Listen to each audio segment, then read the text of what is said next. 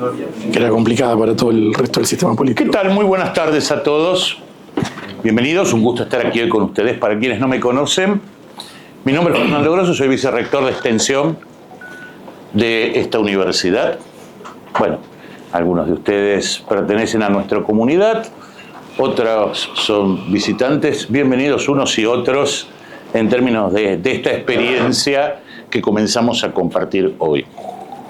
Esta mesa redonda que hoy presentamos sobre gobiernos locales, tecnología y liderazgo tiene en realidad un origen, un pequeño prolegómeno, y esperemos que tenga más que un epílogo, una fructuosa continuidad a lo largo del tiempo en términos de otros proyectos que estamos manejando aquí con las organizaciones que nos están acompañando en este emprendimiento. Recuerdo que hace un tiempo la Fundación Apolo, que es vieja compañera de ruta de nuestra universidad en varios proyectos que hemos llevado adelante, nos contó de una empresa muy pujante, muy innovadora, que estaba trabajando con ellos, que se había acercado con ellos, que era Ethics. Y de alguna manera, ¿qué puente podíamos construir con la universidad en términos de estas cosas que nos movilizaban? Así fue, por ejemplo, que lo conocí Iván, fundador y CEO de Ethics. Bueno, después nuestro moderador se va a encargar de pasar en limpio todos los antecedentes que nos acompañan. Y empezamos a trabajar en lo que pensamos que debía ser algo que trascendiera, un simple intercambio de convenios y de tarjetas con los convocados, y empezamos a construir un proyecto de un diplomado en tecnología y e-government. Y fuimos a buscar fundamentalmente, a partir de este nervio motor inicial, a otras organizaciones que venían trabajando en esto y que adicionalmente venían capilarizando en la propia función pública este tipo de cuestiones, ¿sí? Por ejemplo, Ciudadanía, y hoy nos honra muchísimo con su acompañamiento Ariel Sugarchuk, que es, aparte de estar vinculado fuertemente a esta organización, como todos saben, solamente es intendente del municipio de Escobar, uno de los distritos del Gran Buenos Aires que más ha avanzado, pero bueno, no te voy a robar letra en esto, Ariel. Fundación Blockchain, otro de nuestros partners en esta iniciativa, también con una vastísima trayectoria en el desarrollo y en la construcción de modelos tecnológicos para esto que nos convoca. Todo lo que yo pueda decir, como le comentaba Ariel cuando venimos por acá, yo soy economista, y encima un economista soft, ¿sí? Con todo lo que yo pueda decir sobre estas cosas que hoy están aquí presentes y sobre su importancia estratégica, huelga, sobra, y lo mejor que podemos hacer es compartir aquí con nuestros amigos, visitantes y socios reales en esta iniciativa aquello que tienen hoy para traernos. Nuevamente, de mi parte, mi agradecimiento a todos por su presencia y espero que podamos aprovechar al máximo posible las presencias que tenemos aquí.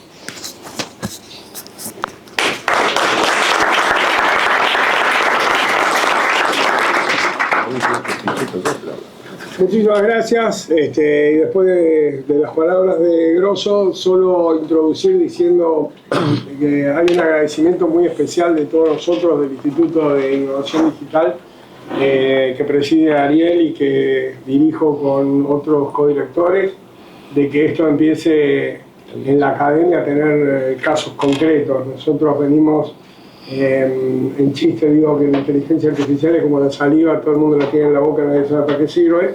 Entonces empezamos a buscarle una vuelta, a buscarle casos prácticos, y dentro de la academia empezamos a encontrar algunas personas que tenían muchas ganas de conocer casos prácticos. Ahí apareció Ethics, dentro de un rato les presento al CEO, hay otra gente de Ethics se presenta en la sala que están trabajando en esto que es un modelo de trazabilidad y transparencia. Está Guido en la mesa, que vienen, y mucha otra gente de la Fundación Blockchain, veo algunos que trabajan mucho en esto, y dos personalidades de la política argentina como son Yamil, gracias por estar con nosotros, y Ariel, que nos acompaña, y la posibilidad de hacer un ratito de charla, de debate, de preguntas sobre cómo ven cada uno de estas, desde distintos lugares, Ethics, desde la aplicación concreta que ya están funcionando en varios municipios. Entonces se deja de hablar en abstracto de la inteligencia artificial para empezar a hablar de esos copilotos que nos cambian la vida. Es muy emocionante ver cuando uno empieza en el instituto, se junta con la Fundación Blockchain, para cómo somos vecinos, compartimos ahí el mismo espacio físico.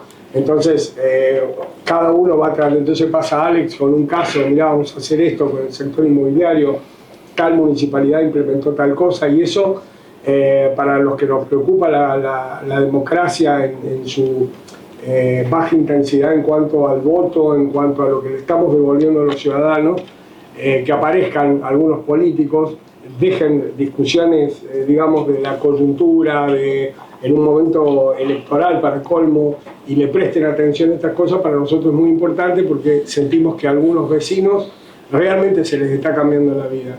Cuando lográs desde cosas muy chiquitas como mesas de ayuda, chatbots, copilotos de acción, cuando se le cambia el tiempo a la gente, cuando el Estado empieza a tener esa eficiencia que durante mucho tiempo reclamamos, que las cosas no podían funcionar así en la Argentina, y uno sale, ve cosas en otros países, vuelve maravillado, pero a la vez también ve el recurso humano que tiene la Argentina, que es monstruoso. Cuando uno ve casos como los de Matt Travisano, como gente que corrigió errores en Bitcoin, como gente que triunfa en el mundo, y vos decís, son argentinos, y es tan difícil que ese recurso humano llegue a la gestión pública y transforme, porque en definitiva son respuestas políticas. Por eso quería arrancar, voy a arrancar por vos, Guido, y que me cuentes o les cuentes cómo esto que es tan difícil de explicar, que es el blockchain, que todo el mundo empieza siempre explicando como un libro de contabilidad.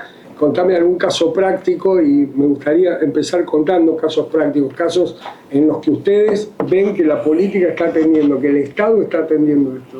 Bien, para entrar un poco en contexto, no sé cuántos de ustedes saben lo que es blockchain en líneas generales o no, pero bueno, blockchain, como decías, es un sistema de registro de información que tiene una particularidad central, que es la descentralización. Esa base de datos no la mantiene una sola entidad, sino que es descentralizada, es colectivo como se valida esa información y se registra. Entonces es inmodificable prácticamente, ¿no? Esa es como una manera muy resumida de hablar de lo que es blockchain. Argentina es un gran usuario de criptomonedas y blockchain en líneas generales, es una cuestión económica. Las cripto han entrado muy fuerte en la población. Per cápita, para que tengan una idea, somos el número 1 de Latinoamérica por lejos y número 4 a nivel mundial. En Argentina, en los exchange argentinos, donde se venden criptomonedas argentinos, hay más cuentas abiertas que las cuentas comitentes de operación en bolsa. Así que es realmente muy grande esa parte. Pero además Argentina es un gran jugador a nivel mundial en innovación. Hay muchos productos argentinos que han surgido gracias al talento argentino y que hoy en día triunfan en todo el mundo. Dentro del uso del Estado, como me preguntabas vos, Max, con la administración pública en general, Argentina también fue pionera con dos modelos distintos, ¿no? que podemos entrar a mencionar. Uno podría ser Blockchain Federal Argentina, que nace en 2017. Piense que blockchain nace a partir de Bitcoin, que es 2009. En 2014 se empiezan a desplegar contratos inteligentes con la creación de Ethereum. Y en 2017 ya Argentina crea un force de Ethereum que se llama Blockchain Federal Argentina. Es una blockchain que cambia cómo funciona para que sea gratuita para el usuario. Es administrada por un consorcio entre universidades públicas argentinas, empresas público-privadas y el Estado Nacional mediante el NIC, que es el ente que registra los .com.ar. Este primer uso que se da en el boletín oficial de la República Argentina, que en el 2017 hashea cada uno de esos boletines que van saliendo cada día en esta blockchain federal. Además, hay otras aplicaciones que se va dando también en blockchain federal. Por ejemplo, los títulos secundarios de Argentina emiten también un hasheo sobre blockchain federal de Argentina, a pesar de que mucha gente en líneas generales casi nadie lo sabe, pero eso es así. Cualquier título secundario desde hace un par de años tiene ese hasheo. Y hay otros modelos que se empiezan a implementar casi en modelo como de prueba. Incluso la Cámara de Diputados de Argentina hace un hasheo de los registros de sesiones en blockchain federal, y distintos otros productos se van creando sobre eso, principalmente de la administración pública, Por ejemplo, el SENASA es también un usuario principal en cuestiones de trazabilidad de semillas, para algunos casos concretos, de algunas semillas puntuales, y también de registro de agroquímicos, para que no se, por ejemplo, para que no se reutilicen los tachos para después para el agua, ¿no? Hay todo un sistema basado en esta blockchain, que es una blockchain, como decía, gratuita para el usuario, para poder usarlo, no tiene costo alguno, cualquiera puede desplegar un contrato inteligente sobre eso. Y los nodos, al ser es una blockchain permisionada, entonces el consumo de energía es mucho más bajo. No es lo ideal en el sentido de seguridad, podría ampliarse mucho más, un proyecto que podría claramente crecer mucho más. Creo que actualmente hay unos 8 o 9 nodos selladores, pero cada uno de esos nodos selladores es una universidad nacional. Incluso también la Universidad Nacional de Córdoba utiliza todo un sistema basado en blockchain, en esta blockchain federal para su obra, para sus contrataciones. Entonces, ese es un caso de uso que ha pasado hasta ahora 3 gobiernos, se podría ampliar mucho más, una tecnología que incluso hasta como fue avanzando en líneas generales la tecnología blockchain ha quedado un poco vieja, podría actualizarse, pero fue un buen inicio en ese sentido y una gran continuación que muestra también un poco el talento argentino que fueron los que desarrollaron esta blockchain. Y después por otro carril distinto, otro uso grande de blockchain en líneas generales en inversión pública podría ser el ejemplo de QuarkID. QuarkID es un sistema de identidad autosoberana que usa una blockchain que se llama ZK-Sync, es una blockchain de cero conocimiento, que es un Layer 2 de Ethereum. Es un modelo distinto de implementar esto y está basado más que nada en cuestiones de identidad, más que nada para emitir certificados, y al ser una tecnología de cero conocimiento, eso significa que la información que vos volcás ahí es inmodificable, todos la pueden ver, pero nadie puede saber qué está escrito ahí, salvo vos que sos el dueño de ese registro. Entonces vos, por ejemplo, podrías tener un certificado que te lo da la Ciudad de Buenos Aires, quien certifica que vos sos vos te bajás la aplicación, con eso podés operar dentro de esta blockchain. Pero, por ejemplo, un caso de uso que podría ser para estas credenciales autosoberanas que vos tenés es, vos tenés toda tu información ahí, los demás no la pueden ver, pero vos podrías firmar, por ejemplo, si sos mayor de edad o no, firmando mediante esta blockchain. El otro interlocutor tuyo podría saber, por ejemplo, que sos mayor o no, pero no el día que naciste, ¿no? No toda esa información, esa parte tiene un grado de encriptación mayor. Y es otro caso de uso que se da en el gobierno, fue impulsado generalmente por el gobierno de la Ciudad de Buenos Aires y de otras ciudades del mundo, al ser un protocolo abierto que también lo están empezando a utilizar. Y realmente es un modelo exitoso y que tendría mucho potencial para crecer. Estos son como 2 modelos distintos que en paralelo surgieron, y claramente el potencial para crecer sobre eso me parece que fueron bases muy importantes que podrían totalmente ampliarse. Bueno, la gente de blockchain, la gente de la Fundación Blockchain está trabajando en casos concretos en la Argentina de aplicación. Digo esto porque si no, siempre estamos hablando de algunas aplicaciones, pero después, ¿cómo lo llevamos a la práctica? Y una de las cosas, no sé cómo decir, una de las joyitas que apareció en el mercado fue Etix. Y te invito a que cuentes rápido, que nos contés cómo de un municipio pasan a tantos lugares de aplicación y cuánta resistencia tuvieron en la política argentina, porque Etix lo que hace justamente es darle trazabilidad, transparencia. Ustedes tienen un eslogan que es el futuro de la democracia. Explícamelo. Bueno, gracias Max. Primero agradecer, la verdad que veo muchas caras conocidas que nos acompañan desde el principio y veo muchas caras nuevas. Yo soy Iván Gauna, soy cofundador de Etix y bueno, voy a responder corto Max, me cuesta, pero voy a responder corto ahí. El futuro de la democracia, ¿por qué? Como nosotros lo vemos, hay una demanda muy grande por parte de la sociedad en materia de transparencia, sobre todo en lo que tiene que ver con compras públicas, ¿no? Hay un montón de casos que ya todos conocemos y es como un secreto a voces, de alguna forma, que en las licitaciones públicas pasan muchas cosas oscuras, ¿bien? Y nosotros con Iván Adorato, que es mi socio que está ahí, cuando comenzamos el proyecto, dijimos, che, si pasa algo con esto, y todos sabemos que pasa algo, ¿por qué no hay nadie que hace algo, ¿no? Y ahí se dan 2 cosas, ¿no? Primero, el componente de revolución tecnológica. Esto lo voy a decir desde mi lugar de emprendedor tecnológico, pero esta revolución que es la inteligencia artificial viene a transformar nuestra vida y todo lo que hacemos, y más aún la administración pública. Nosotros lo explicamos de una manera muy sencilla, que es, antes de la inteligencia artificial, uno dedicaba un 70% del tiempo a las tareas operativas y un 30% del tiempo a la estrategia.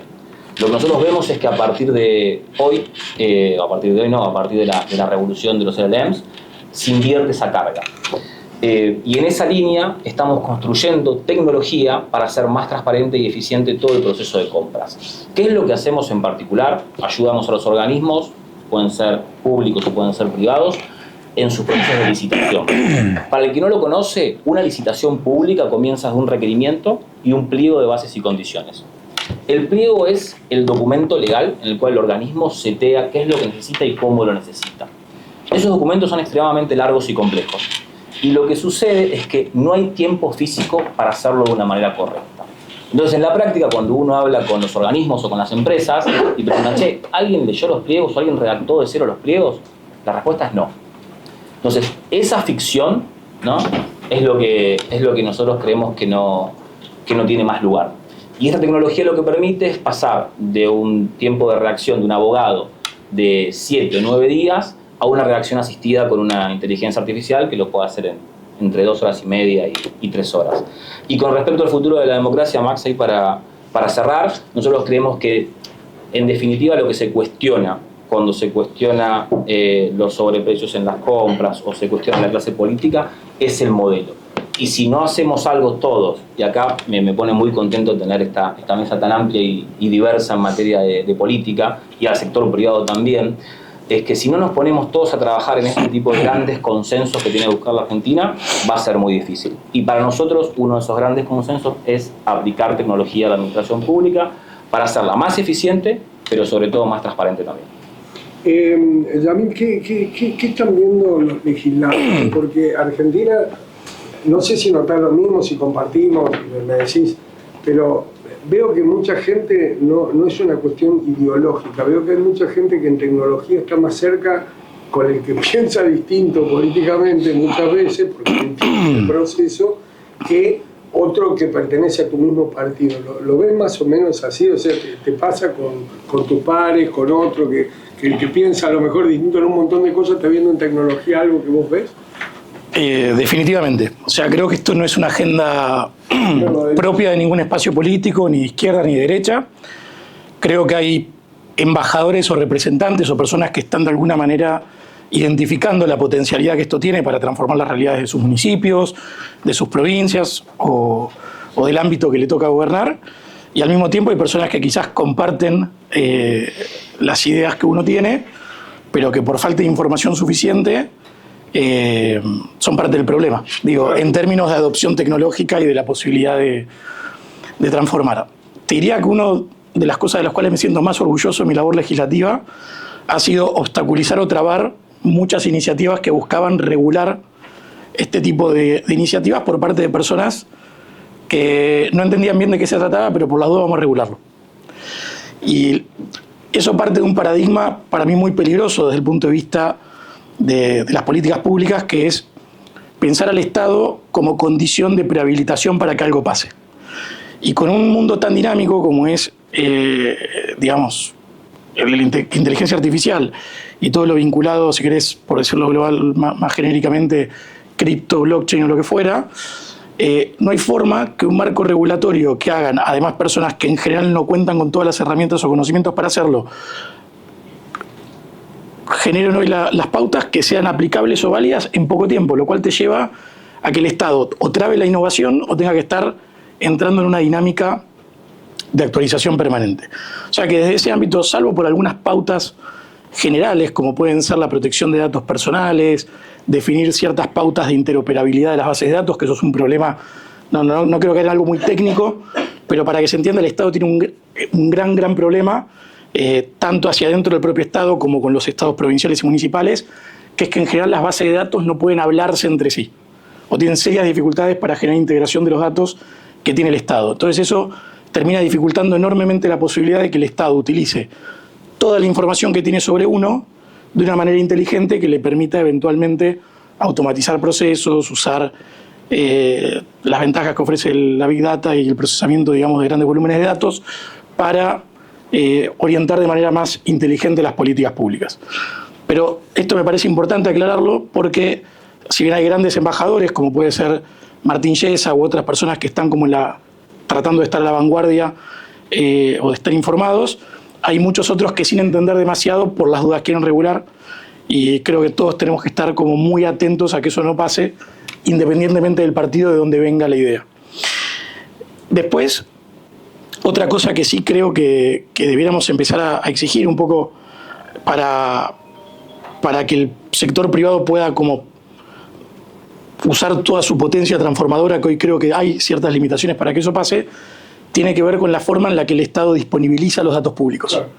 O sea, si bien hoy hay una ley aprobada, que es la 27275, que es la ley de acceso a la información pública, que tiene un capítulo vinculado al tema de la transparencia activa, que la transparencia activa es la obligación o la acción, mejor dicho, que lleva adelante el Estado para disponibilizar los datasets, los datos públicos. El problema es que la ley está planteada de una manera casi voluntarista o ambigua, y ante la duda los funcionarios eligen no disponibilizar los datos.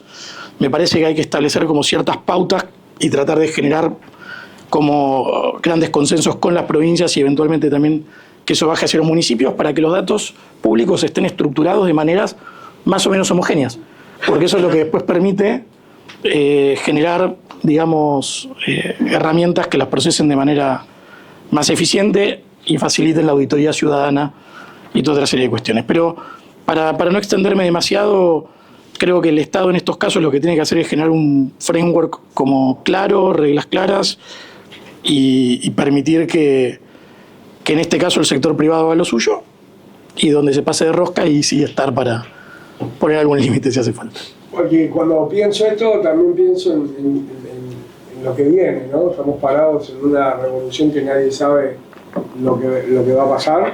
Evidentemente el que dice que sabe lo que va a pasar, creo que o miente o está loco, porque todos los días sale algo nuevo, entonces es muy difícil que nosotros podamos saber.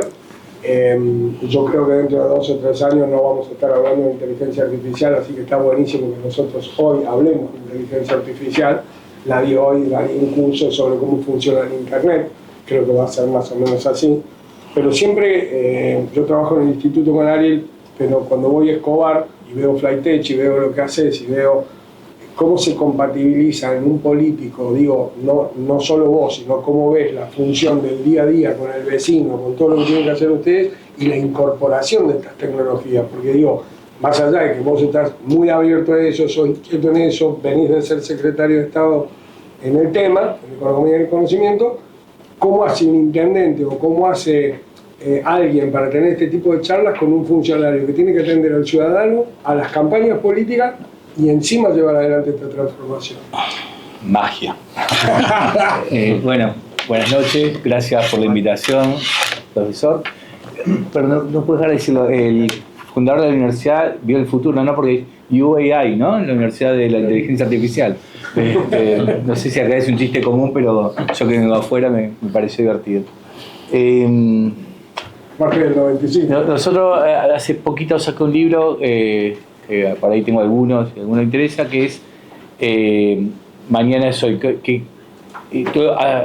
Los que trabajamos en las ciudades, hablamos de crear ciudades inteligentes, Smart Cities, en un congreso muy lindo que se hace ahora en Barcelona. Lo que nosotros estamos proponiendo es que todas las ciudades van a ser Smart Cities, es una cuestión de tiempo y plata. Esencialmente lo que tenemos que crear es ciudadanos inteligentes que aprendan a convivir con la inteligencia artificial. No una herramienta, las herramientas pueden ser cualquiera de las que hay hoy, y la característica de revolución es que no es esto, es que un proceso uno sabe dónde empieza y aproximadamente por dónde termina, incluso con alguna unidad de tiempo. Esto esencialmente no sabemos bien dónde termina, ni cuándo termina, ni cómo va a ser. Esa es la característica de revolución. Por eso, al comentario que hacía Samir y Max, izquierda-derecha también es una categoría de la Revolución Francesa, cómo se paraba el Parlamento francés después de la Revolución Industrial, y queda obsoleta, no en términos de macro o microeconomía, sino en términos que explica otra revolución, que es la que se está terminando con esta que está empezando. Creo que la revolución es pasado y futuro, como ser ciudadanos inteligentes que convivamos con una inteligencia sintética.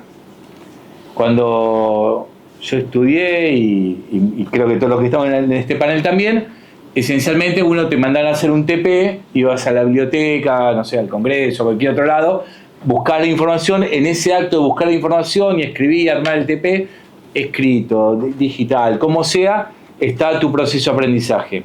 Esa es la era del conocimiento. Esta era del conocimiento está acá. No tiene ningún sentido ir a ningún lado cuando hay un dispositivo que te lo resuelve. Entonces, cambia el modelo educativo, cambia el modelo cultural, cambia el modelo social, cambia el modelo laboral. Incluso en términos sindicales, no por lo que vemos hoy los sindicatos, sino también expresa la masacre de Chicago, cuando hay una explotación y mueren un montón de mujeres en un taller clandestino de costura, y dice, hey, acá hay que poner el límite al horario laboral, tiene que haber vacaciones, tiene que haber un sueldo digno. Digo, ese modelo, que no deja de tener algunas particularidades que continúan, cambia porque uno puede trabajar desde acá para cualquier parte del mundo, de cualquier mundo para acá, puede cobrar en criptomonedas en cualquier parte del mundo, cambia el modelo económico.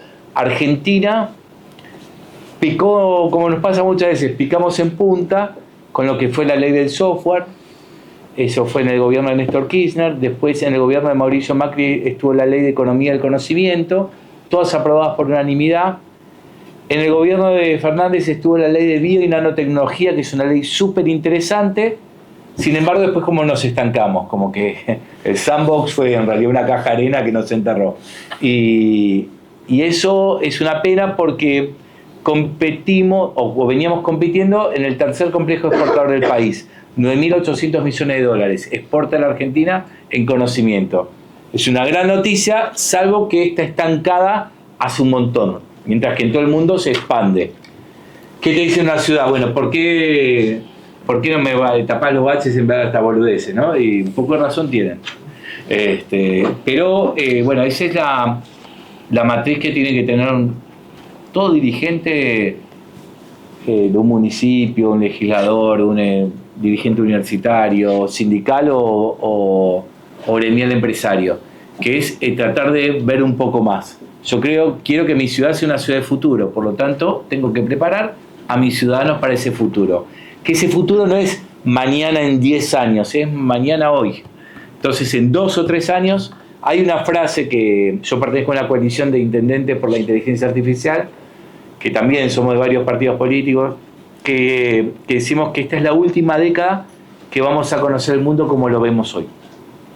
Y para mí esa frase es muy fuerte, porque ningún proceso, a mi gusto, ni siquiera Internet, fue un cambio de velocidad, un cambio tecnológico, pero ninguno va a impactar tanto en la vida de la gente. O sea, para mí, ¿qué cambia acá? Nuestra vida. Aprender a convivir con la inteligencia sintética, y cuando venga la superinteligencia artificial, que es que una IA se hable con otra IA y produzcan una IA más poderosa, y que va a haber un proceso que es altamente superador al humano. Entonces, ¿en qué rol queda el hombre? Y otra variable fundamental, yo no comparto lo que decía Samir, salvo el final, que dice hasta que los privados se pasan. Por eso hay que regular. Justo el final es el punto exacto. Uno es el tema ambiental. De nada sirve un mundo, no sé, más tecnológico si ambientalmente lo hacemos percha. Y este es un tema a observar con muchísimo cuidado. Se lo dice alguien que está súper pro con la tecnología, recontra a favor de que pasemos, como lo dice la gente de TICS, de la burocracia, entendiendo que la burocracia como el gobierno de los buró, de las oficinas, de los edificios, a la digitalización y de ahí a la iacracia, o sea, la burocracia a la iacracia. ¿Qué significa? Va a cambiar el sistema democrático. La pregunta es, con la tecnología blockchain, ¿hace falta ir a votar o votamos en nuestra casa? Bueno, hay un montón de dilemas sobre esto. Bueno, pero si puedo votar, estar, que la videollamada, no sé, imagínate un montón de dispositivos, y otro te dice, bueno, pero también está el acto coercitivo, nadie sabe si detrás tuyo. Y hay un buen debate que se abre, hay un proceso tecnológico que transparenta, hay un proceso tecnológico que acelera, hay un proceso tecnológico que o reduce personal o reencausa personal. Toda esta gente que tenía ahora dedicado a, no sé, 30 personas, decir, en recursos humanos, liquidación del suelo, etcétera. Bueno, un agente puede reemplazar a 10, 15, bueno, quizás con 2, 3 4, vamos a ir por si uno se enferma, estoy hecho, digamos. Hay un ahorro, no es el ahorro que cambia las cuentas del Estado, pero hay un ahorro. Presencialmente construye un Estado dinámico, ágil, sencillo y efectivo. Esto que hablan de la tecnología, cuando voy a dar otro ejemplo de transparencia muy municipal, en todas las municipalidades. Cuando un plano viejo está cuestionado y lo vas a buscar al archivo, se quemó, se perdió, se inundó. Bueno, con la tecnología, blockchain tenés asegurado, porque además si alguien metió mano, queda registrado, quedan los dedos puestos. Por eso, nosotros lo que queremos es que hay que preparar rápidamente ciudadanos inteligentes, que aprendan a convivir con esto y generar los trabajadores del futuro. Nosotros dispusimos que el 100% de los alumnos de Escobar de los últimos años del secundario tengan cursos de habilidades digitales. Las vocaciones, el profesor del SAT no es que aparecen así fortuitamente, o tenés mandatos familiares, mi viejo era médico y yo también, o tenés vínculos sociales o oportunidades comunitarias. En este pueblo hay, no sé, hay una fábrica que demanda muchos, no sé, biólogos o técnicos en algo, y bueno, y por oportunidad, por cercanía, la gente se acerca. Bueno, nosotros en este proceso tenemos que estimular, esencialmente estimular en la amplísima diversidad de capacidad de reconversión laboral que va a estar. Si nosotros, este cambio de hábitos laborales, culturales, si nosotros no hacemos una rápida reconversión, vamos a sufrir el primer efecto de la IA, que es mucha gente que pierde laburo, o mucha gente que se formó para algo que después no es tan necesario o no son tantos necesarios. Mi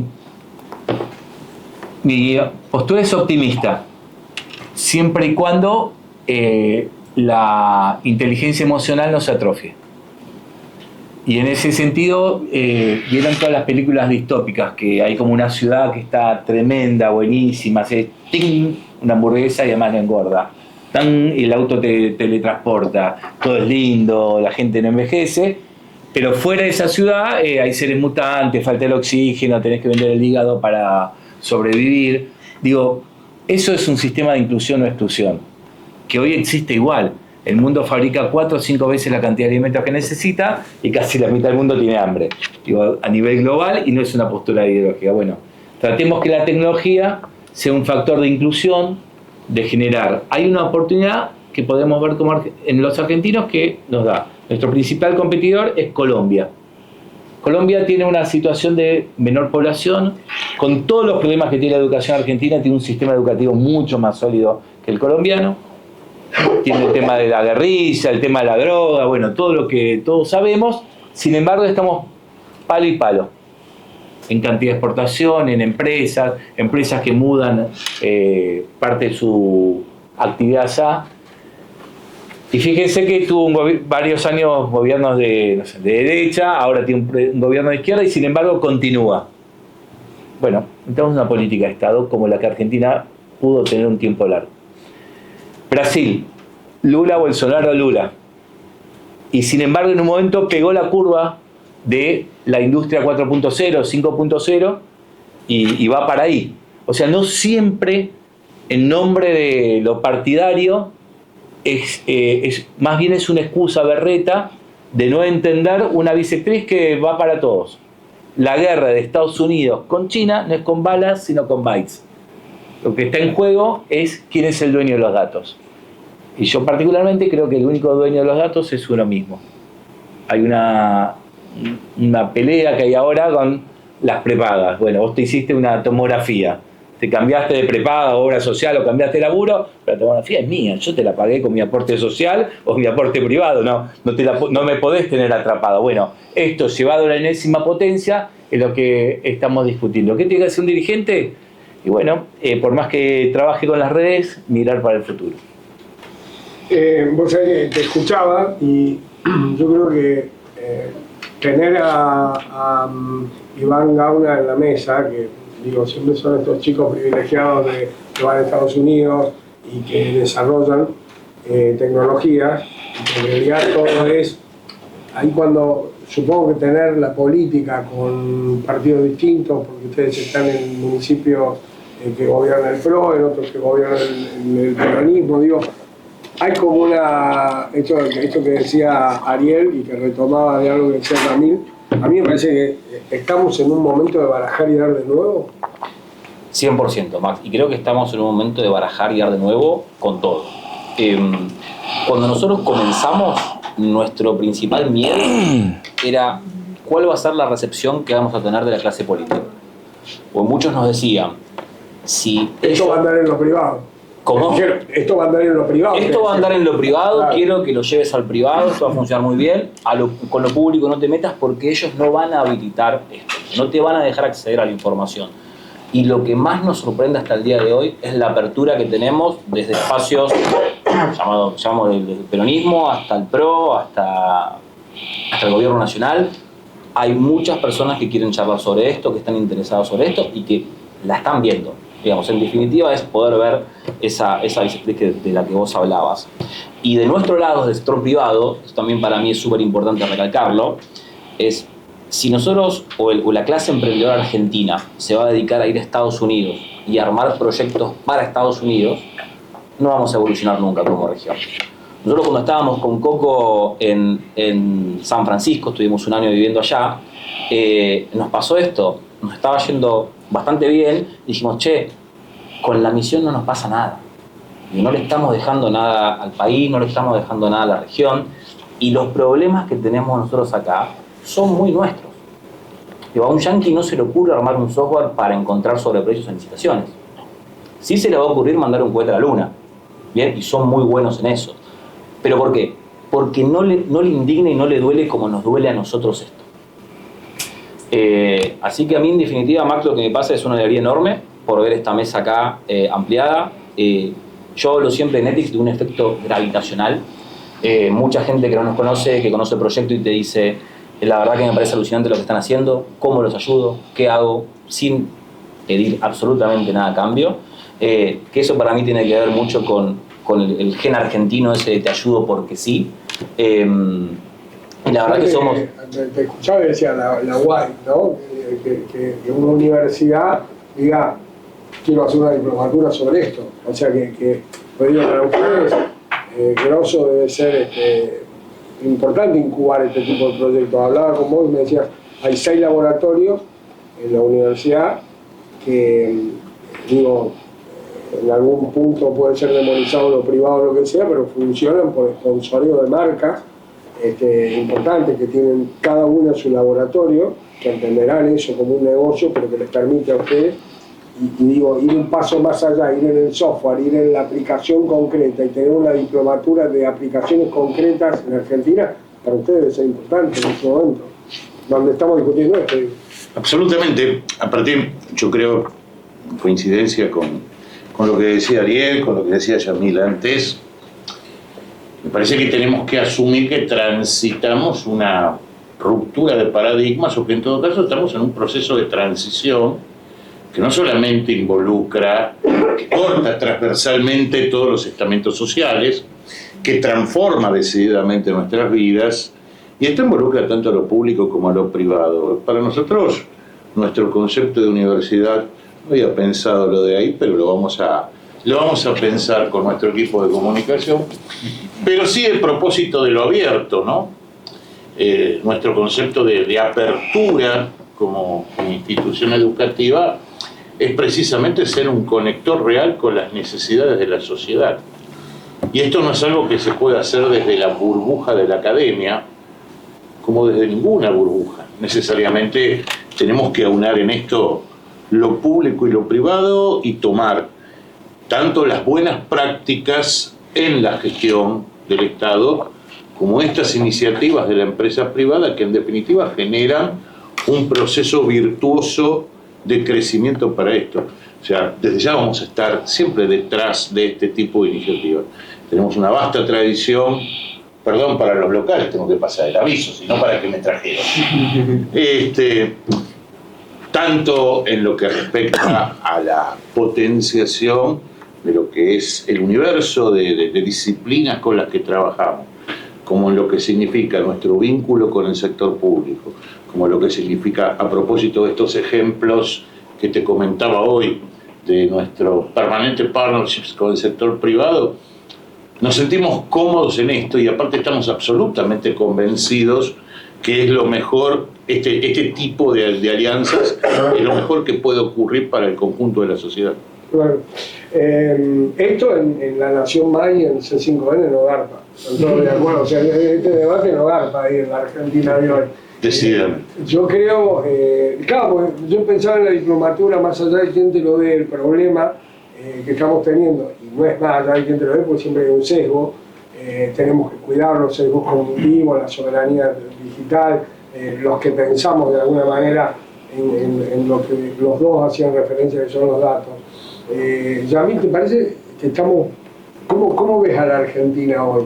O sea, si uno lo categoriza, dice está primero Chile, esto dice la encuesta, primero Chile, segundo Uruguay, son países muy chiquitos, después viene Brasil, Colombia, Costa Rica, Argentina, este es el índice de penetración de la IA, México está al último, es medio como... ¿Cómo ves la posibilidad de Argentina hoy? Mira, yo soy un tecnooptimista también como Ariel. ¿Hay algún pesimista en la sala? Así, pero también hay motivos para ser pesimista. Sí, claro. Y voy a ser un poco de abogado del diablo. En el año 2016, el Banco Mundial saca un paper muy, muy interesante que llamaba Dividendos Digitales. Dividendos Digitales es un estudio que hace donde analiza el riesgo de la automatización, reitero, 2016, a la fuerza de trabajo de cada uno de los países.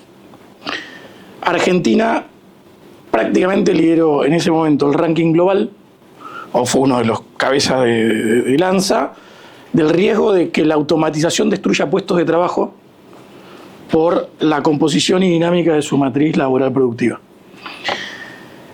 Yo creo que el problema que venimos teniendo hace mucho tiempo, por combinación de nuestra legislación laboral, por paradigmas que responden a un mundo que ya no existe, sobre todo en materia de tutela de los trabajadores, nos han llevado a, por un lado, a ser muy poco,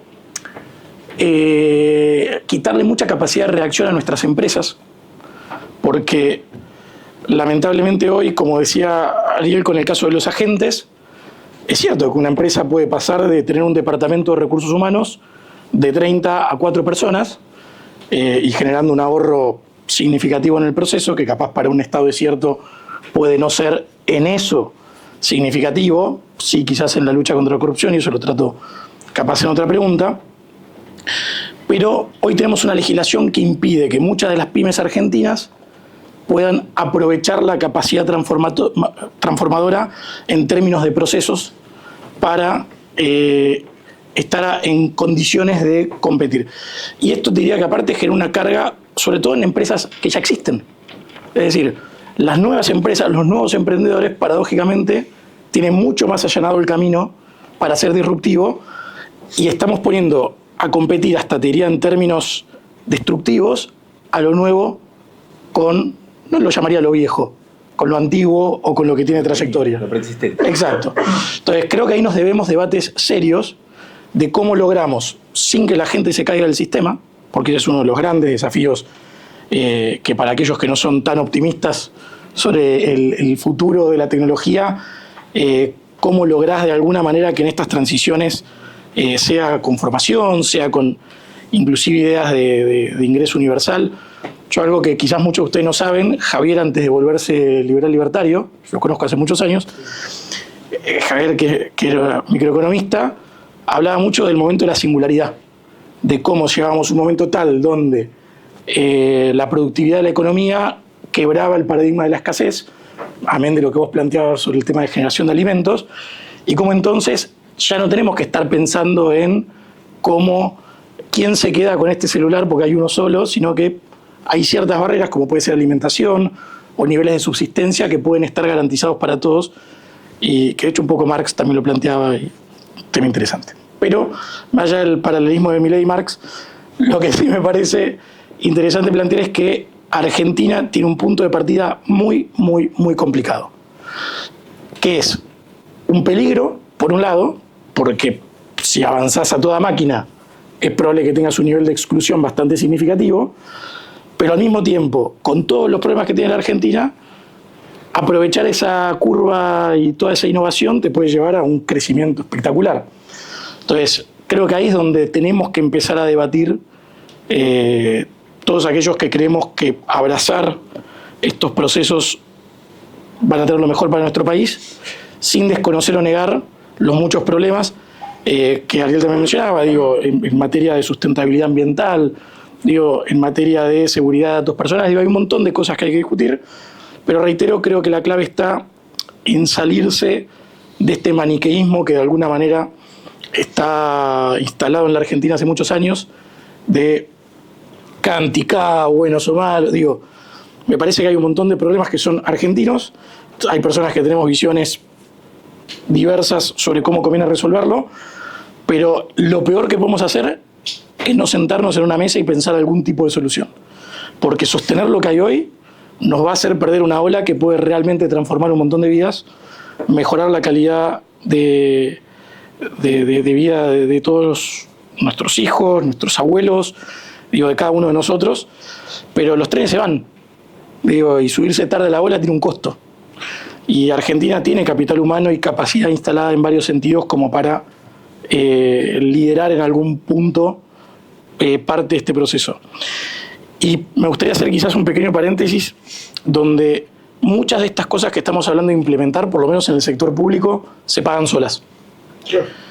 El Banco Interamericano de Desarrollo estima que en corrupción, en realidad el número es más alto, pero que aproximadamente el 4,4% del PBI de Latinoamérica, por lo menos, se pierde en las canaletas de la corrupción. Entonces, uno a veces cuando piensa en los costos de implementación de tecnología, puede asustarse o puede sonrojarse o lo que fuera, pero la realidad es que a mediano plazo es plata que deja de estar mal invertida y de alguna manera nos permite fortalecer competencias estatales, que la plata vaya realmente donde hace falta, mejorar la confianza de la ciudadanía en la política, y aparecen dilemas espectaculares, como planteaba Ariel hace un rato, con el tema, por ejemplo, de ciudadanía digital. ¿Permitimos o no permitimos que la gente vote desde su casa? Es cierto, aparecen capaz los punteros 3.0, no lo sé, digo, desafíos interesantes que eventualmente podemos llegar a tener, pero son el tipo de problemas que quiero que encaremos. O sea, me parece que como generación política, y no es un tema etario, sino más bien de paradigmas, sería un crimen que no cuestionemos cada uno de los presupuestos. Y ahí sí yo creo que tenemos un desafío para pensar lo público a partir de la innovación. Porque uno normalmente piensa cómo modernizar lo existente. Y eso, por muchos motivos, a veces puede generar errores de arrastre, de diseño, de modelo, de lo que fuera. Creo que estamos empezando a entrar en un momento de avance tecnológico donde sería interesante repensar muchas cosas, y eso requiere sentar a todos los actores políticos y darnos una discusión seria de cuál sería un modelo de Estado para el siglo XXI. Y la verdad que como uno lo piensa en esos términos, la diplomatura y poder acercarse a escuchar distintas voces y a volver a pensarnos, porque creo que de eso se trata, volver a pensarnos como país, volver a pensar el Estado, volver a pensar cuándo es eficiente. Uno siente mucho orgullo cuando ve cosas que se aplican. Yo las veo en Escobar y las veo en algunos otros municipios, pero lo importante que es sentir que la democracia le cambia la vida a alguien, ¿no? Por ahí, en estos set de debates, en general no tenemos conciencia plena del privilegio que tenemos hasta que vamos a esos lugares y ves que a alguien un trámite realmente le cambia la vida. Porque a nosotros, por todavía no nos cambia la vida, tenemos otros recursos. Y ahí es donde la democracia empieza a tener otro sentido. Yo para el vicerrector, gracias Grosso por recibirlo. Me gustaría... No, vamos a abrirlo vamos ahora. a hablar ahora, ¿no? Porque... Pero no, por supuesto, para lo que quieran. Ariel, Iván, Yamil y Guido, así que les pido un fuerte aplauso para ellos.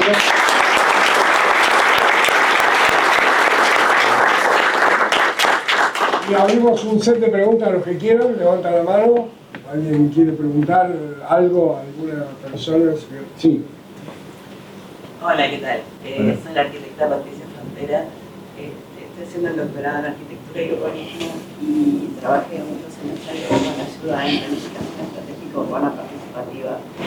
Y quería preguntarle a la mesa, que quiera responder, cómo incorporar la participación ciudadana en estos métodos como para asegurarse de que cierta clase, no siempre es social, a veces es etaria, acceda a poder participar sin quedar afuera o sin que esos resultados sean invisibilizados.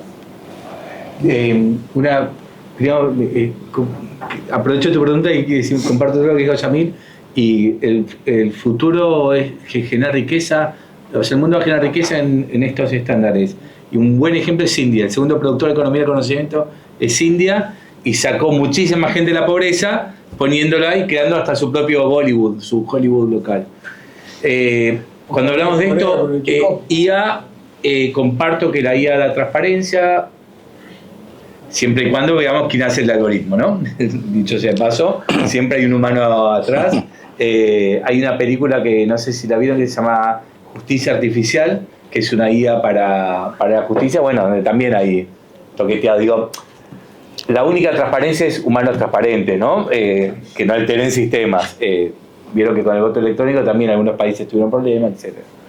Con respecto a la participación, sí, por ejemplo, uno de los lugares donde nosotros ya lo vamos a aplicar es en presupuesto participativo. Por eso he hablado de la inclusión. También en una era de nómades digitales, necesitamos abuelas digitales, abuelos digitales, que puedan conversar con las cosas que los nietos hablan con sus abuelos, que no hablan con los padres, y tener esos vínculos que tienen que estar. Ahí el rol del Estado es clave. Es clave. O sea, así como hoy medimos alfabetismo en términos de lectoescritura, bueno, tenemos que medir inclusión en términos de conectividad. Entonces es la inversión argentina en que todo argentino puede estar conectado. Después creo que hay que acercarse. Lo bueno es que cerca y lejos ya no es una cuenta de kilómetros solamente. Existen los kilómetros. Yo tuve que hacer 50 kilómetros para venir acá. Y no es lugar de más. Sería, no sé cuántos conocen Escobar, más placentero que hasta ahora estemos todos allá. ¿Vos sos de Escobar? No, no tengo. Bueno, entonces, pero. Y los que no lo conocen se pierden de una grata experiencia, así que los invito cuando quieran. Pero sirve para esto, sirve para seguridad. Nosotros estamos con 2 agentes muy fuertes haciendo correr, 3 en realidad. Uno es el de diálogo con el vecino, que es el chatbot que ahora también corre con lenguaje natural, y otro que es un experto que se basa en el escobarense, que es el de transparencia, que estamos todavía entrenando, porque tiene sus delirios, pero que pueda responder todas las preguntas picantes que le harías al municipio. El otro que es muy importante, que estamos en pleno desarrollo, que es el de seguridad. Y algo importante porque es la cabeza. Vos decís, ¿en qué hay que estudiar? En cambiar la cabeza. Nuestra cabeza está segmentada por áreas. Mi gobierno está segmentado en salud, educación, legales, etc. Pero con IA que se van hablando, esto que hablaba Samir, de la interoperabilidad, no es más el modelo. Entonces, por eso digamos, tenemos que ir a una diacracia, no solo en términos de tecnología, sino en términos de concepción.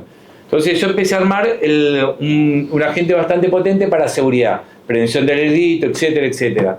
Después lo metimos a forense, y un día, y perdón, lo juro que estamos así mirando y digo, che, pero yo acá lo que veo es la ciudad, no veo delincuentes, veo la ciudad. Gente que va, y veo alguien que tiene un microbasural, y veo un accidente de tránsito. De hecho, ahora hay un accidente de tránsito. Estuve en mi despacho y yo qué sé lo que pasa.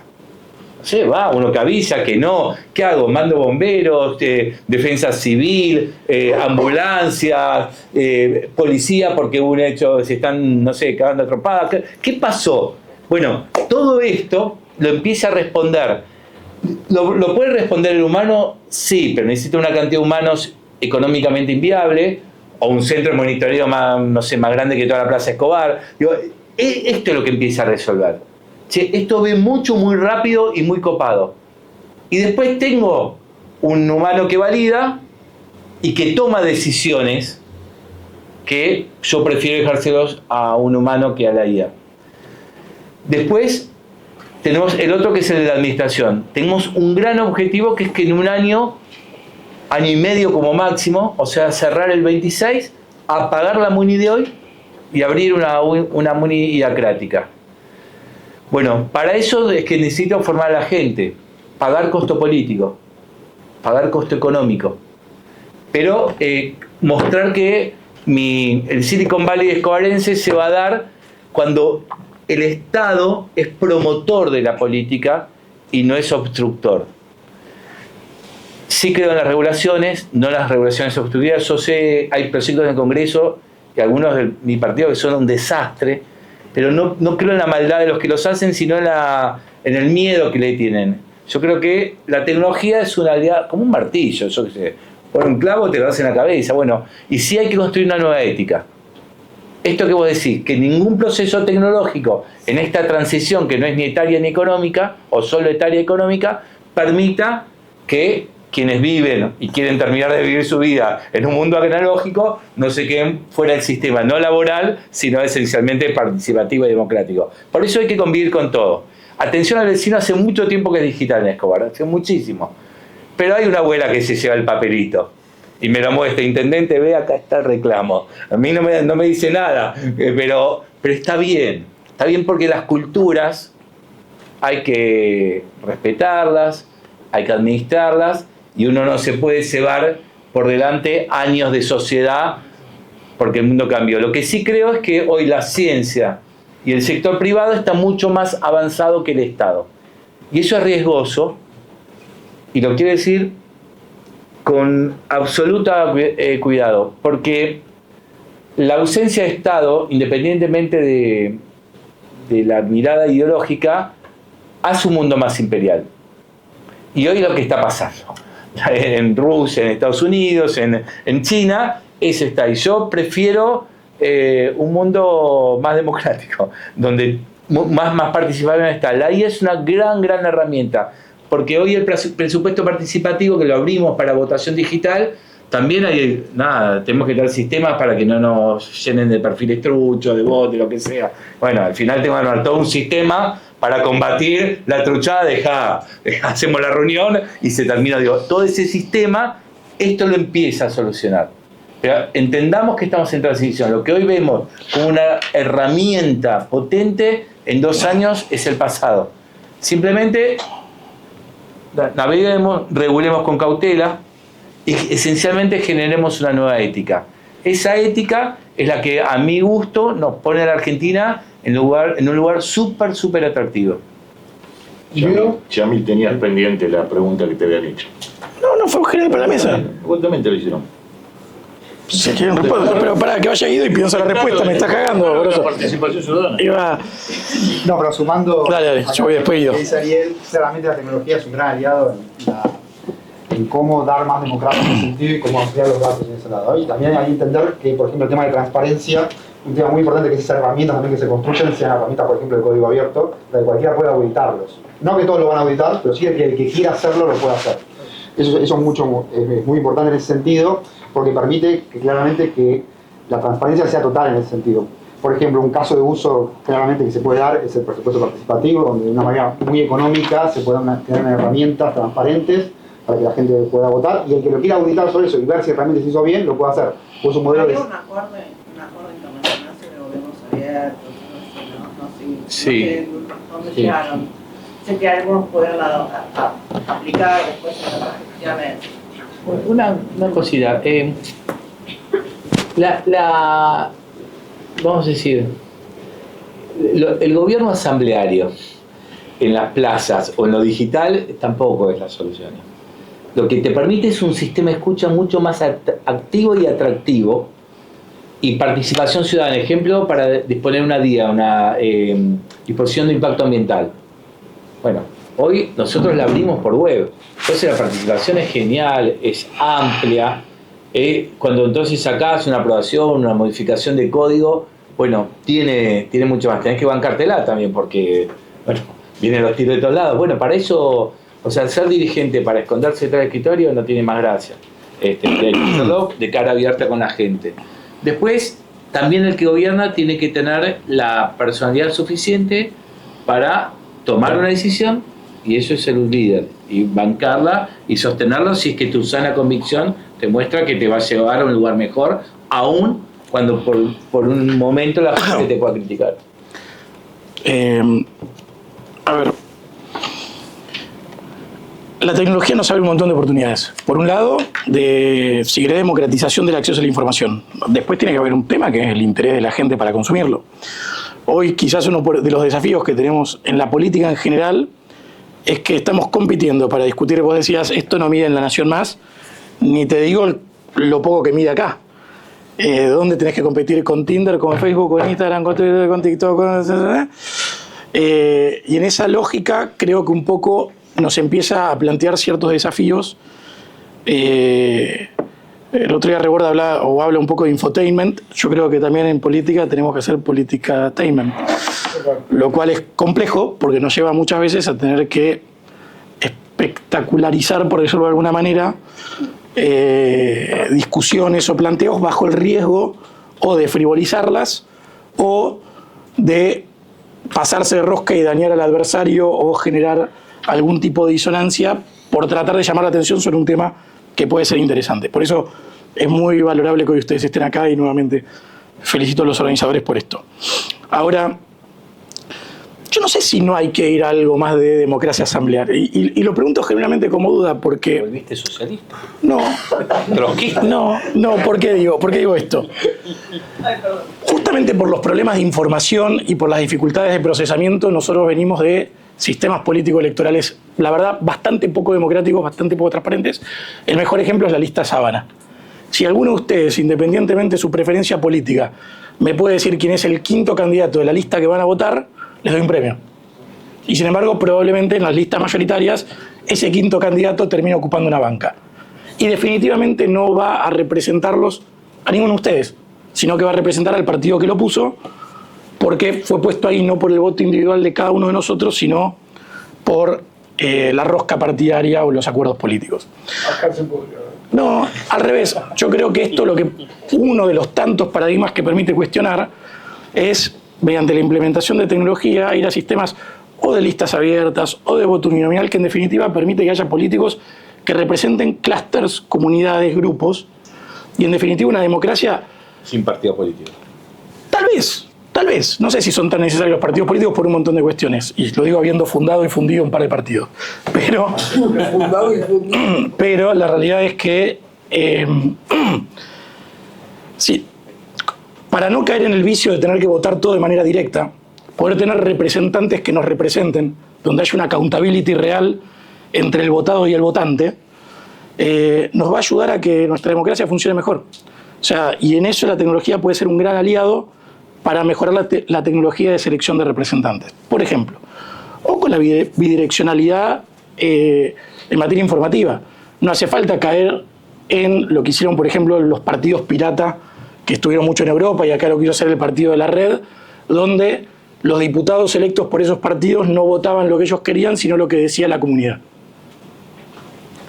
Se puede haber modelos de consulta digital que por lo menos sirva para que uno tome o discuta o por lo menos se referencie en ese voto digital popular o comunitario, y a partir de ahí diga acompaño o no acompaño por esto o por aquello. Pero está buenísimo que podamos pensar cada uno de los procesos sin pasarnos de rosca y volvernos comunistas o socialistas, como recién planteaba Ariel.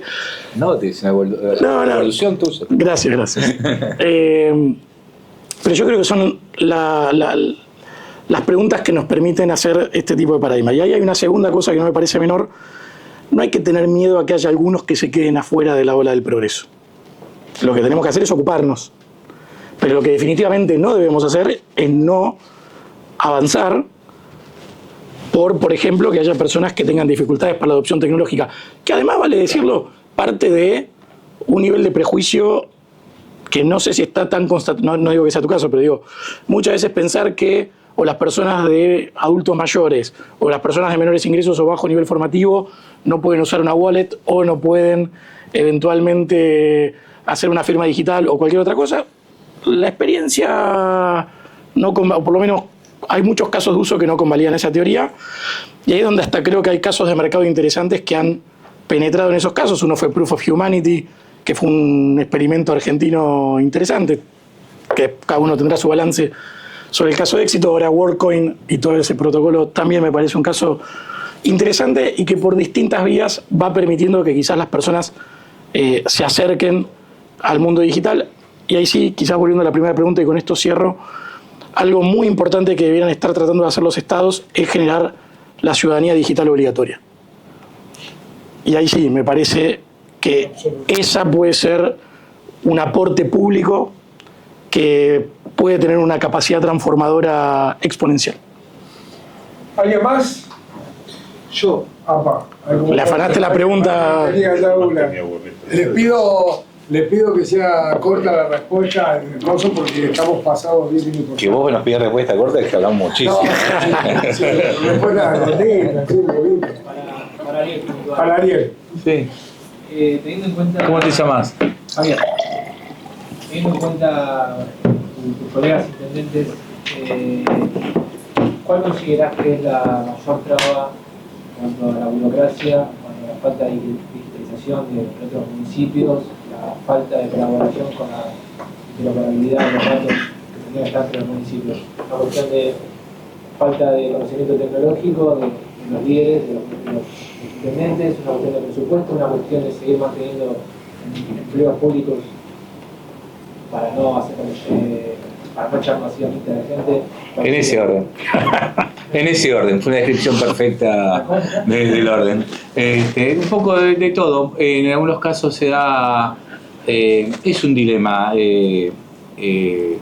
tener que tomar decisiones. Nosotros estamos trabajando sobre este agente de administración y sabemos que eso va a requerir una reorientación laboral, por decirlo de manera así. Elegante, gracias a mí.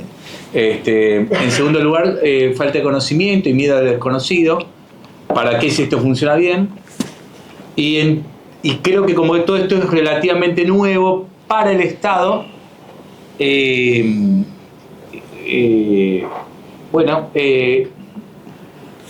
que enamorarse y tomar liderazgo sobre esto. Creo que si así como esta funciona y me votan, ¿para qué cambiar, digamos, no? Y yo creo que hay que cambiar para que no te cambien, digamos, ¿no? Pero no a mí, al modelo. Dos ejemplos concretos. Nosotros regulamos 11.000 hectáreas de humedales. Eso es costo hundido, no sé, porque ahora con la tecnología blockchain yo puedo tokenizar activos ambientales. Lo que dijo Exxon Samir, armamos el ciudadano digital. Bueno, pero eso también permite que una arquitecta pueda presentar un plano de obra, no tiene que venir a la MUNI para nada, no hay gestores, te garantizan demasiado de los gestores, hasta los que chorean todo, es como vos ni te enterás, vino uno que dice no sé qué, es todo digital, terminaste de presentar todo, pagaste los derechos y automáticamente empezás a construir. O sea, antes había trámite urgente, trámite, no sé, regular, ahora es instantáneo. A la mañana siguiente empezás, te llega un código QR, nosotros inspeccionamos dentro de los 45 días, digo, es como, la inspección es un celular, habilitaciones, TIC, multas para que no se truchen las actas, o sea, hay un camino enorme que es súper atractivo, tiene costo, pero el costo después queda subsumido, como cuando compras un servidor. Bueno, digitalizaste la MUNI, gastaste en servidores, en esto, en lo otro, en fibra óptica, bueno, y después empezás a ahorrar. Quizás, para hacer crítica necesitaríamos quizás que los bancos públicos o mismo el sistema nos pueda financiar quizás el costo de inversión, o pateándolo en plazo o bancando alguna parte. Pero es el lugar donde más rápido se ve el resultado. Y está buenísimo. Está recontra bueno. ¿Vos? Para Yamil o para quien quiera responder. Ayer en una charla con un funcionario de la SIGEN nos dijo que en Brasil existe un programa que usa la Auditoría de la Nación allá con la inteligencia artificial en donde en tiempo real controlan todos los contratos de administrativos, obra pública y privada en tiempo real. Es decir, les sale una alerta a la SIGEN de allá en el momento. Eso es como que el Estado Nacional ya tiene una herramienta de tal calibre. ¿Por qué hay tanta distancia en Argentina que apenas algunas intendencias o pocas jurisdicciones empiezan a trabajar con esto? ¿A qué se debe? Respondo yo. Después responde. Culturales, hay intereses. Que vaya Iván, que labura esto. En resumidas cuentas, porque no hay una política nacional. No hay decisión de los gobiernos nacionales de ir por este camino. Vos cuando mirás Chile y mirás Brasil, en materia de tecnología, como argentino te tenés que matar. Porque vos acá tenés un capital humano muchísimo mejor, modestia aparte, pero un sector al cual no se lo ayuda, más allá de algunas leyes que fomentaron. Digo, pero en las fundamentales no hay voluntad política de avanzar en este sentido. No es algo de este gobierno, también viene del anterior, y lo que hace Brasil con respecto al blockchain, digamos, no es de AI, es trazabilidad de los pagos. Se podría haber hecho en el gobierno de Fernández también, en el gobierno de Mauricio Macri también. Entonces digo, eso, long story short, no hay voluntad política de hacerlo. Estos espacios son justamente para cambiar eso. Sí, es clarísimo, es nacional el problema, porque hay leyes que nos regulan. Ejemplo, las auditorías son ex post. Entonces, en toda la legislación nacional, aunque sea analógica o digital. Pero hay una más que, como por ejemplo, yo fui funcionario nacional en el gobierno de Macri. Para transparentar se puso un sistema que se llama comprar. Lejos de transparentar, hizo todos los procesos más largos. Encima, cuando la inflación se distorsionaba más, y no es que solucione el problema de la oferta de proveedores, que es a lo que apunta Ethics. Entonces, a veces se aplica modelos tecnológicos que no encajan con el conocimiento propio del funcionamiento del Estado, pero que se podría hacer más rápido y más fácil con voluntad política, no tengo la menor duda. Así como al mismo gobierno Macri se puso ¿cómo se llama la firma? El sistema de firma digital, que es un ejemplo que confirma. Lo puso el GED y casi todo el mundo ya lo está teniendo. Más aún, está quedando viejo, pero ya por el paso del tiempo, no porque haya sido malo. Ahí cortito, a mí además mi rol legislativo me toca liderar la Fundación Apolo, que además de ser uno de los partners que impulsa esta diplomatura, probablemente sea una de las fundaciones anticorrupción más importantes de la Argentina. Y la verdad que el problema nuestro es que siempre corremos atrás de los hechos consumados. Y nuestra apuesta a generar este tipo de ámbitos y trabajar en la promoción de buenas prácticas, en formar policy makers, en tratar de educar al soberano y demás, tiene que ver con justamente esa parte de la prevención o del control en tiempo real, que genera un montón de beneficios a nivel sistémico. Lo que pasa es que para poder llegar a una situación de monitoreo en tiempo real, volvemos al problema que hablábamos antes, que es el de integración de las bases de datos, interoperabilidad, la estructuración de los datos de manera tal que puedas rápidamente poner un LLM o lo que fuera para hacer un monitoreo y que te genere un sistema de alertas tempranas. Pero eso es una parte del problema, porque después tenemos la otra parte del problema que se llama SIGEN, AGN o AGC en el caso de la Ciudad de Buenos Aires. Y si nuestros mecanismos de control son deficientes, que vos le pongas software no termina resolviendo, porque no perdamos de vista que si el insumo viene corrupto, y eso también lo hablábamos antes, que es no solamente quién codea o quién genera el software, sino que sea fiable el dato de origen, que también hay que tener cuidado con eso.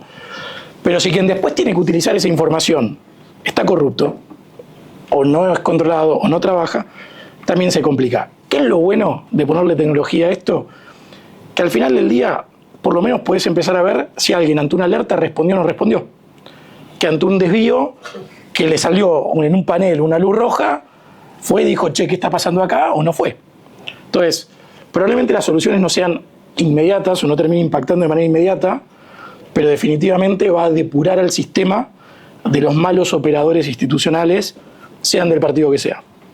La Auditoría de la Ciudad, desde que se creó hasta ahora, o sea, desde el gobierno de la Rúa hasta el actual, no hizo una sola denuncia. No es un problema tecnológico. Hay que dinamitarlo, pero eso es otro tema. Fuerte el aplauso.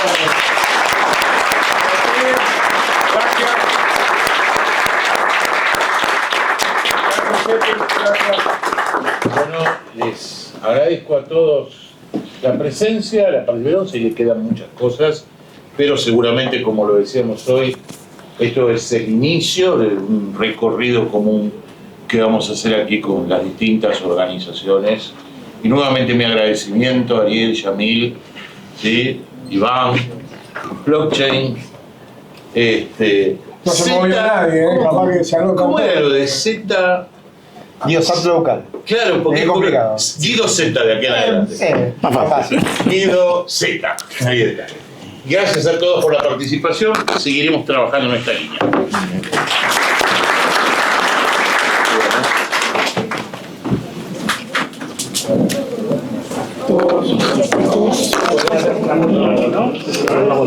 Acá abajo. Ya tenemos, pero no tenemos foto ya. Pero hagamos con guay de fondo, capaz que te sirva.